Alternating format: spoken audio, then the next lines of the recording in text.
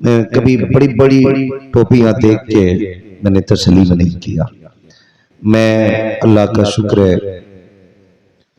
حقیقت یہ ہے کہ اگر دل اچھے لگتے ہیں نا تو پھر میں دل میں جگہ دیتا ہوں، اور اگر دل اچھے نہیں ہوتے تو پھر میں اس کو گھر میں بھی جگہ نہیں دیتا. بھائی آصف رضا سیفی یوں تو پورے بر صغیر میں اپنی نقابت کی بنیاد پہ جانے اور پہچانے گئے، اور یہ بلا مبالغہ کہہ رہا ہوں آج بھی اس شخص جیسا نقیب نہیں ہے. جو شعر آصف رضا سیفی صاحب کہہ سکتے ہیں نا، بڑے بڑے نقیب وہاں تک پہنچ نہیں سکتے. مگر نور بھائی اس شخص پہ رب نے کتنا کرم کیا. میں کبھی سوچتا ہوں کہ لوگ زندگی میں ایک بار جانے کی بغداد تمنا کرتے ہیں، یہ شخص سال میں 8 بار بغداد گھوم کے آیا کرتا ہے. یہ اس لیے آپ مبارکباد کے لائق ہیں کہ ایسے قلندر نے آپ کے علاقے میں سانس لی ہے کہ جس کے ایک ایک لمحے کی خبر بغداد والے کو رہتی ہے. ایک ایک لمحے کی خبر. اللہ تعالیٰ بھائی آصف رضا سیفی کے ذریعے ہم سب کو بھی بغداد والے کے فیضان سے مالا مال فرمائے. یقین کریں میں یہ نہیں کہنا چاہیے اور منہ دیکھی بات نہیں ہے، میں تو وہ آدمی ہوں جناب جو منہ پہ گالی بک جاتا ہوں. ہاں بہت میں اس معاملے میں عجیب ذہنیت رکھتا ہوں. میں نے اس شخص کو جب دنیا پروگرام تلاش کر رہی تھی نا، جلسے ڈھونڈ ڈھونڈ کے جا رہے تھے لوگ، میں نے اس شخص کو بغداد کی گلیوں میں جھاڑو لگاتے دیکھا ہے. یہ چھوٹی ڈیوٹی نہیں ہے. میرے غوث پاک نے تو یہاں تک فرما دیا جو میرے مدرسے سے گزر جائے گا وہ جنتی ہو جائے گا. جس نے راتیں ان کے ادارے میں گزاری ہوں، جس کے دن بغداد میں گزرے ہوں، پھر اس کی آخرت کے بارے میں اور آپ کیا سوچ سکتے ہیں. خدا کی قسم دعائیں کیا کرو اللہ سے. دعائیں اکثر اچھی اونچی بلڈنگوں میں ٹھہرنا رہتا ہے، بڑے مکانوں میں رہنا رہتا ہے. لوگ جب بھی بلاتے ہیں ایسی بلڈنگ میں ٹھہرایا جاتا ہے جو اس بستی کی سب سے بہتر بلڈنگ ہے، حالانکہ یہ ہماری اوقات نہیں ہے. ابھی آپ نے سنا جامع ازہر سے قرآن کی تعلیم 9 سال تک حاصل کرنے کے بعد ہندوستان کو قرآن کی تلاوت سے سیراب کرنے والی شخصیت قاری بلال رضا صاحب قبلہ دامت اللہ علیہ کی ذات، اور ابھی آپ سنیں گے انشاءاللہ. میں امید کرتا ہوں اور یہ میری تمنا ہے، میں چاہتا تو یہ ہوں کہ جس طرح نعت والوں کو نوازا جاتا ہے، تقریر والوں کو نوازا جاتا ہے، اسی طرح قرآن والوں کو نوازا جانا چاہیے. آصف بھائی اور جملہ ارباب منبر سے گزارش ہے، ہمارے بچوں نے نا نور مجسم بھائی پہ پیسہ اڑتے دیکھا، تقریر کرنے والوں پہ پیسہ آتے دیکھا، تو ہوش سنبھال کے یہی خواب دیکھا کہ نعت پڑھنی سیکھ جاؤ، کسی بزنس کی ضرورت نہیں. اگر یہ ذہنیت پیسے نے پیدا کی ہے، میں سچ کہہ رہا ہوں ہماری قوم میں نعت قرآن پڑھنے والے درست اتنے نہیں ہیں جتنے نعت پڑھنے والے موجود ہیں. میں نعت کا مخالف نہیں، نعت ہماری زندگی ہے، نعت ہماری زندگی ہے، نعت ہمارا ایمان ہے. لیکن ذرا سچ بتا، جس قرآن کو پڑھتے پڑھتے ابو بکر نے لوگوں کے پتھر کھائے ہوں، جس قرآن کے لہجے کو سنا کر کے نبی کے صحابہ نے خون بہایا ہو، اس کا بھی اپنا کوئی مقام ہوگا، اس کی اپنی بھی شان ہوگی. آج قرآن کی محبت دلوں سے چلی گئی یار. سچ بتاتا ہوں قرآن کب کھلتا ہے؟ جب باپ کا لاشا پڑا ہو تب قرآن کھلتا ہے. جب گھر میں جنات آ جائیں تب قرآن کھلتا ہے.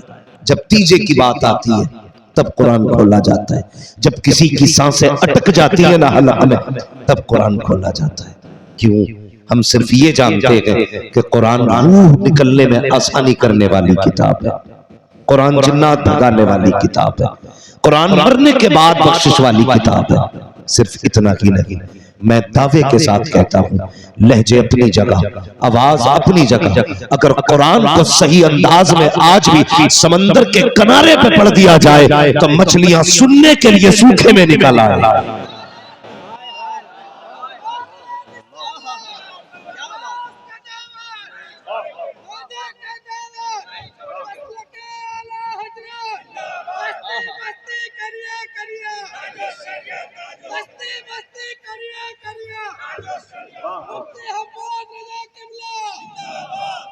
بھائی محبت کرو قرآن سے۔ امید کرتا ہوں یہ عاشقوں کی محفل ملی ہے، یہ اس وقت تک نہیں جائے گی جب تک قرآن نہیں سنے گی۔ بولو انشاءاللہ اور زور سے۔ اور یہ پیغام آپ کے اس چھوٹی سی بستی کے اس بڑے جلسے سے جانا چاہیے۔ ہندوستان کی مشہور شخصیت کا نام آصف رضا سیفی ہے، ان کی موجودگی میں یہ کہنا چاہوں گا، عرض ہے میری طرف سے، حکم نہیں۔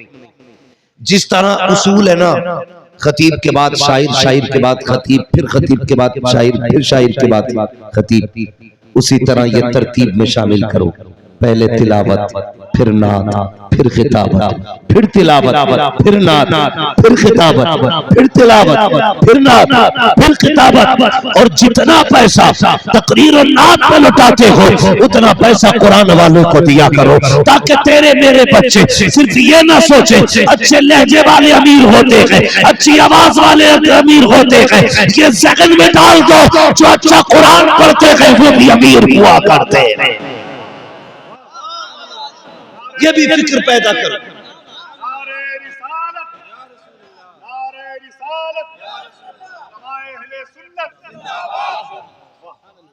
سمجھ رہے میری بات؟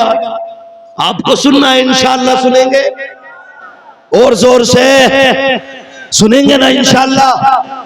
وہ بھائی ضروری ہے، آج آصف بھائی بیٹھے پیغام کے طور پہ کچھ باتیں، جلسہ تو مکمل ہو گیا، ایک روحانیت تھی نور مجسم صاحب جب پڑھ رہے تھے، جی چاہتا تھا۔ اور میں ایک صاحب تقریر میں کہہ رہے تھے، عجیب مسئلہ، ہمیں تو ناسے بھی ایسے ملتے ہیں، میں تو کہتا ہوں ناسے ہاں مت کر نصیحت، دل میرا گھبرائے ہے، میں اس کو دشمن مانتا ہوں جو مجھے سمجھائے ہے۔ کہتا یار نعت خوانی ہو رہی ہے، لوگ یہ کتنا دیوانے سے ہو جاتے ہیں۔ میں نے کہا یہی تو رنگ ہے حضور کی نعت کا۔ فرمایا گیا حضور کا ایسے ذکر کرو کہ دیکھنے والے دیوانہ کہیں۔ نعت ہو اور پھر بھی بندہ ذات میں گم رہے اپنی، کیا مطلب ہے اس کا یار؟ جب نعت ہو تو پھر بات ان کی ہو اور دل گنبد خضرا پہ گھوم رہا۔ مجھ سے کئی بار لوگوں نے کہا بلے تو بڑا اپنا تھوڑا سا کیا میں تو سمجھتا نہیں کہ اپنے رتبے کا خیال کیا کر کہ اتنا اچھل کے داد دیتا، بڑے مولویوں کو یہ زیبا نہیں دیتا۔ لوگ کہتے ہیں اس بات کو، میں کہتا ہوں خدا کی قسم نعت پڑھو نا تو سارے رتبے دھرے رہ جاتے ہیں، اپنے سارے رتبے اپنی جگہ، حضور کی غلامی کا رتبہ اپنی جگہ ہے، اپنی جگہ۔ ایک رنگ تھا جو رنگ بتا رہا تھا، محفل قبول ہو گئی ہے۔ میں سچ بتاؤں، کچھ کبھی کلام ایسے ہوتے ہیں کہ جس میں واقعی دل گنبد خضرا کے دائیں بائیں ہوتا ہے۔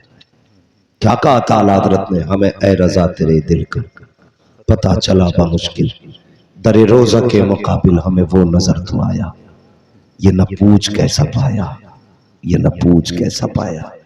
اتنی بڑی تعداد بیٹھی ہے میرے سامنے، میں چاہتا ہوں میں بھی کچھ باتیں آپ سے کہہ جاؤں، بہت غور سے سننا۔ جب بات قرآن پہ چھڑی ہے تو پھر تذکرہ قرآن ہی پہ لے لو۔ اللہ ہماری نسلوں کو قرآن کا شوق عطا فرمائے، ہماری نسلوں کو۔ یہ المیہ آ گیا، باپ کا دم نکل رہا ہو تو بیٹا اس لائق نہیں ہوتا جو وہاں پہ باپ کی جسم کے پاس، چارپائی کے پاس چند آیتیں سنا دے، نہیں ہوتا۔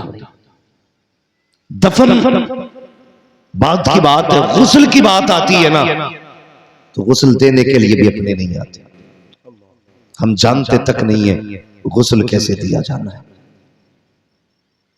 ہماری قوم ایسی خواب غفلت میں ہے، یہ سوچ رکھا ہے اگر مریں گے نا آصف بھائی کو بلا لیں گے، 2-4 پارے پڑھ دیں گے۔ اور حیرت ہے ہم اتنے غریب ہیں، میں کہتا ہوں غریب وہ نہیں جس کے پاس کھانے کو پیسے نہ ہو، غریب وہ ہے جس کے پاس قرآن کا علم نہ ہو۔ ابا مرتا ہے نا تو تماشے بنا لیے، مجھے فون کر کے کہتے ہیں کچھ پارے ہیں پڑھے ہوئے؟ ہاں حضرت غلط نہیں کہہ رہا ہوں، کچھ پارے ہیں پڑھے ہوئے؟ کیوں؟ ابا کا انتقال ہو گیا ہے، اصالے ثواب کرنا ہے۔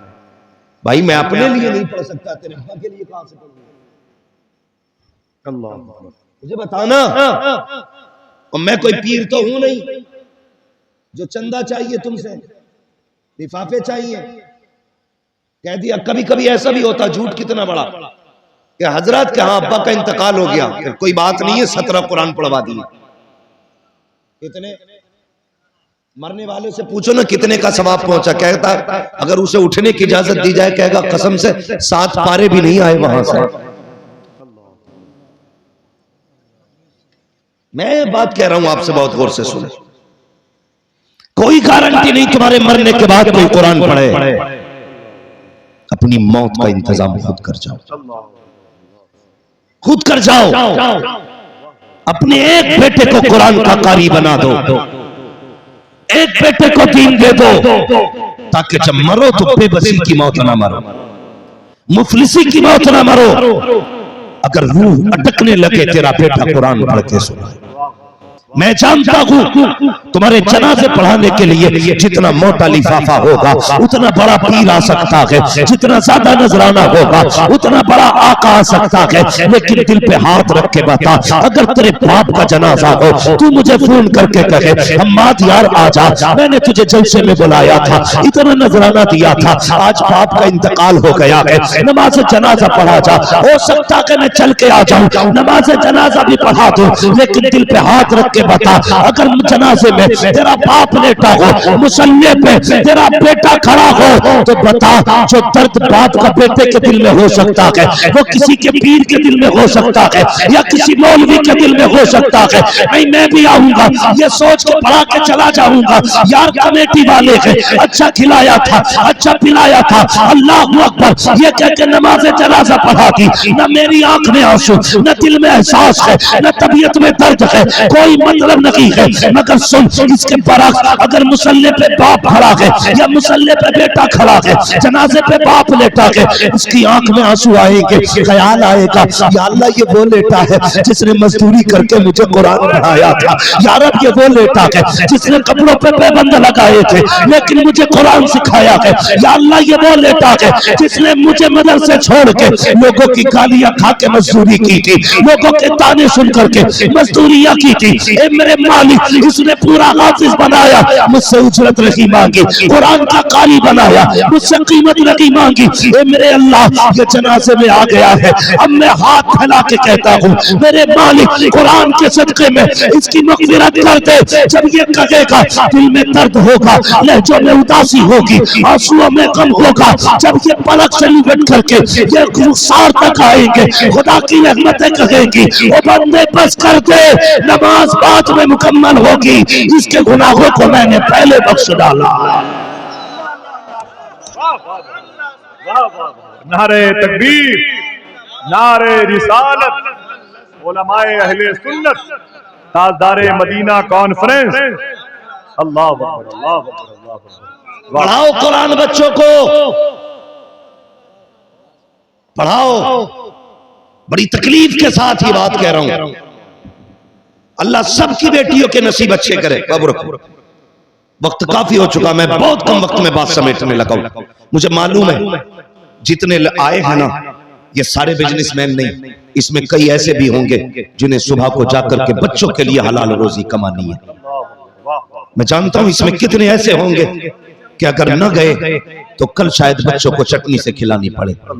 بھائی اللہ توفیق دے تو جلد سے صحیح وقت سے شروع کر کے صحیح وقت پہ مکمل کر لیا کر، میں سرکار تاج الشریعہ کو میں نے دیکھا، جب سرکار تاج الشریعہ ہم لوگوں کو بخاری شریف پڑھایا کرتے تھے، لوگ ملنے آتے تھے تو یوسف بھائی کہتے تھے حضرت کے کان میں کہ حضور کچھ لوگ ملنے آئے ہیں، مصافحہ کرنا چاہتے، فرماتے تھے جلدی کرو۔